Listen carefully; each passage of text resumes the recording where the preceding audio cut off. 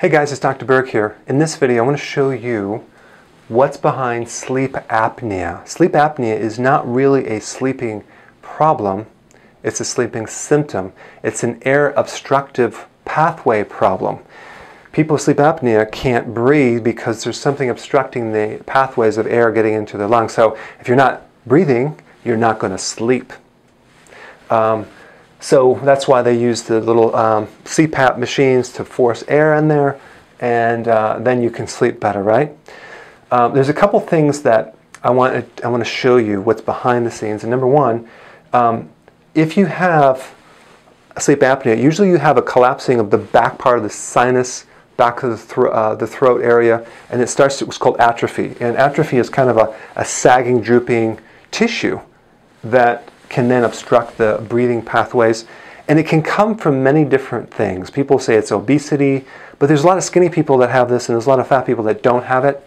So it's not necessarily the obesity that does it, but you could have some excess fat back there. That's possible, but we don't normally accumulate fat in the back of our sinuses, so that's very unlikely. But the things that people are doing to get fat usually are causing other problems in the body, and that's the connection. Number one, the immediate thing that I would do if I were you, if you have this, is change your diet.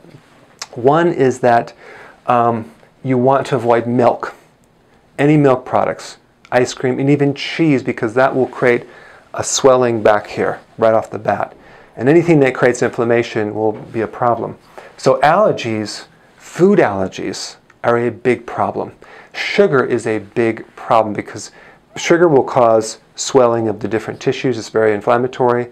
And if someone has this problem, before I do anything, I will change their diet. Get them off the sugar, get them off wheat, grains. That would be bread, pasta, cereal, crackers, biscuits, waffles, and milk. And then see if it clears up. It might just clear up. And then they might have allergies, because during seasonal allergies, when your sinuses are all clogged up, well, that's going to also create a problem with this as well. If you have allergies, hives, asthma, anything like that, one of the best remedies would be royal jelly. And that is a kind of something they get in the beehives, where it's a little excretion of a fluid that the bees put to help grow the queen bee, to help to fertilize that. And there's something in there that is really good to help neutralize allergies. So that's one thing I would recommend if you have a problem with allergies to the sinuses.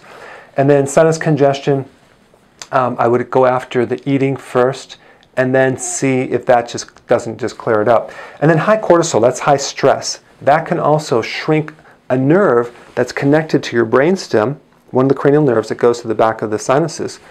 And so one of the symptoms of high cortisol, or being on prednisone or cortisone for different conditions, that can create a problem with you developing this condition. So if it's that problem, I would recommend my cortisol support product, which basically what it does is it supports inflammation, it supports adrenal, it helps to support the deeper cause of that, and that will help reduce inflammation, and then you'll start breathing better.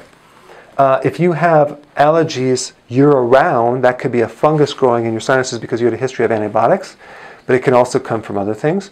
So if that's the case, then I would work on your gut. Establish friendly flora, build up the good bacteria in your gut, and that will definitely help this.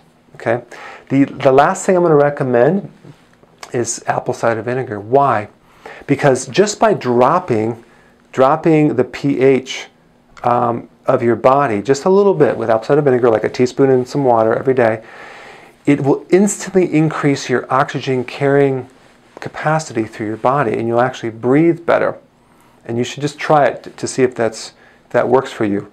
I guess there's one more thing I would do as well. A lot of times people, like at night, have a hard time breathing in general. So having plants in the room will increase your oxygen. So in my room, I have several plants, and I find that if I sleep with a plant next to me, I actually breathe better. So that's just, try to sleep in a greenhouse, right? You'll just have more oxygen. Or even in a thunderstorm, you get more oxygen in the air. So those are some tips to help sleep apnea, and I will see you in the next video.